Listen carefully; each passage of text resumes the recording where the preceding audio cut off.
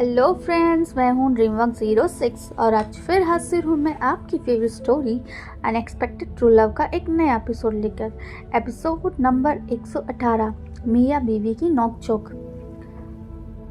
अबीर ने उठने के बाद सबसे पहले धवनी का चेहरा देखा और मुस्कुराकर उसके माथे को चूमा और फिर अरमान के माथे को भी चूमा। उसने धवनी के बालों को उसके कान के पीछे किया और फिर उसे काफ़ी देर तक निहार कर बोला, थैंक यू सो मच धवनी, मेरी बेटी को इतना प्यार देने के लिए, उसे खुशियाँ उसकी प्यार से मुस्कान देने के लिए, मेरी खाली ज़िंदगी में प्यार भरने के लिए, थैंक्स अ लॉट। उसके बाद वो रेडी होकर एक्सरसाइज करने के लिए बाहर चला गया। धवनी भी थोड़ी सी देर में उठ गई। आज उसे कॉलेज में कुछ काम था। वो जल्दी उठकर ब्रेकफास्ट करके रेडी हो गई। जब तक सब आए, दादी की चाय, अबीर की कॉफ़ी, अरमान का दूध, विशाल के लिए जूस और सबके लिए ब्रेकफास्ट रेडी था। वैसे तो उस घर में बहुत सारे सर्वेंट थे, पर धवनी को सबके लिए कुकिंग करना बहुत पसंद था, तो वो सब काम अपनी खुशी से करती थी। सबको उसका बनाया खाना बेहद पसंद था। दादी तो इतनी प्यारी बहू पाकर फूली भी नहीं समाती थी। सब सर्वेंट्स भी धवनी की बहुत तारीफ करते थे। पहले वो दादी से कहते कि उन्होंने उसे छोटी मालकिन कहना चाहा, पर धवनी ने साफ मना कर दिया। देवा तो उन्हें कुत्तों से भी कम करके आंकती थी और बस उन सबके लिए मुश्किलें पैदा करती थी। धवनी ने छोटे बड़े सबकी इज्जत करनी सीखी है और सबकी ज़रूरतों का ध्यान रखा है। धवनी को पाकर सब खुश थे। वो इस घर की लक्ष्मी थी और अबीर के लिए एक परफेक्ट लड़की।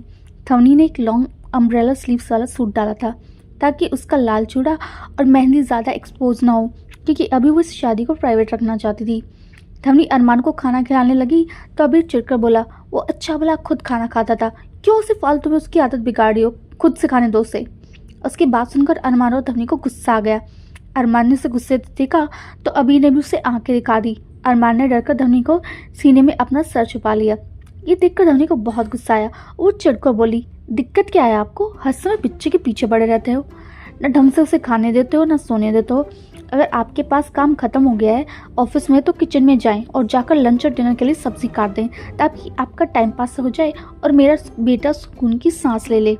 धवनी तुम, अबीर ने उसे गुस्से से देखा तो धवनी ने उल्टा उसे गुस्से में आंख दिखाकर चुप करा दिया। अबीर तो अपना सा मुंह लेकर चुप रह गया। विशाल और दादी का तो हंस कर बुरा हाल हो गया था। वाह, मियाँ बीवी की नोकझोंक तो मजेदार थी काफ़ी।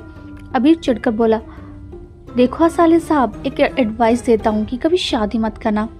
अब देख लो अपनी बहन को, पहले इतनी सीधी और भोली थी और कहती थी अबीर जी इतनी इज्जत देती थी, और अब मेरे नाम लेना दूर मुझे आंखें दिखाकर चुप कर देती है। शादी से पहले आदमी बहुत खुश और एक आज़ाद शेर की तरह घूमता है और उस लड़की के सामने भोली गाय बनकर आती है और उस आदमी को जाल में फंसाकर उसे भीगी बिल्ली बना देती है और खुद खूंखार शेरनी बन जाती है। एग्जाम्पल तुम्हारे सामने है। विशाल ने धीमे से कहा, मैं तो जानता ही था, आपने डिफेक्टेड पीस उठा लिया है जीजा जी। धवनी ने विशाल को भी गुस्से से देखा और बोली, इसके दिमाग में पहले से ही भूसा भरा है, बाकी कसर आप पूरी कर दो। अभी विशाल को भी डांट खिलवाकर मुस्कुरा दिया। धवनी से तो बदला वो लेकर रहेगा, उसने सोच लिया था। विशाल ने थोड़ा सीरियस होकर कहा, दीदी वहाँ माँ अकेली है। धवनी भी एकदम से रुक गई। ये चिंता तो उसे भी सता रही थी जब से वो यहाँ आई थी। विशाल आगे बोला, मैं तो कह रहा था कि मुझे यहाँ रहते हुए काफ़ी दिन हो गए, उधर माँ अकेली है तो आई थिंक मुझे अब जाना चाहिए। उसकी ये बात वहाँ किसी को भी पसंद नहीं आई। दादी बोली, हमने कब तुझसे कहा कि तू चला जा, चल मैं तुझे गोद ले लेती हूँ, अब से तू यहीं रह। अबीर को बीवी, अरमान को माँ मिल गई, रोहन अमेरिका चला गया, अब तो मैं अकेली रह गई हूँ। तू रह ले बेटा इस बुढ़िया के पास, मेरा भी मन लगा रहेगा। हाँ विशाल, तुम्हारी पढ़ाई का खर्चा मैं उठा लूँगा, तुम कॉमर्स स्टूडेंट हो ना, तो मेरी कंपनी में अच्छी जॉब लगवा दूंगा। धवनी और विशाल की आंखें नम हो गई। उन्होंने ग्रेटिट्यूड वाले भाव से दादी और अबीर को देखा। फिर विशाल बोला, मैं आपके इस उपकार के लिए बहुत थैंकफुल हूँ, पर मेरा भी एक परिवार है, मेरे माँ पापा, मुझे उनका भी ख्याल रखना है ना। मैं खुश हूँ कि मेरा एक प्यारा परिवार है जो हमेशा मेरे साथ खड़ा है। उसकी बात सुनकर दादी और अबीर खुश हो गए और दादी ने उसके सर को प्यार से सहलाया। ये घर हमेशा तुम्हारा ही रहेगा, जब चाहे आना, दादी प्यार से बोली। विशाल ने हाँ में सिर हिलाया।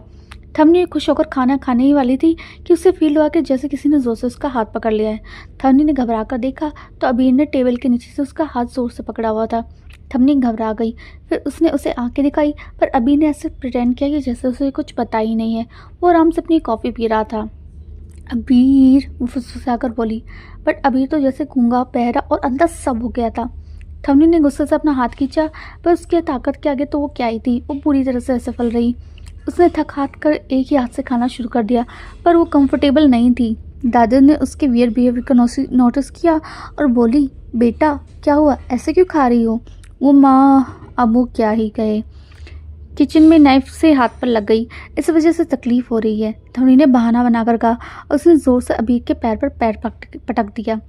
अबीर ने रिएक्ट सादा नहीं किया, वो हल्का सा करा दिया, जिसे सुनकर धवनी ने अपना पैर हटा लिया।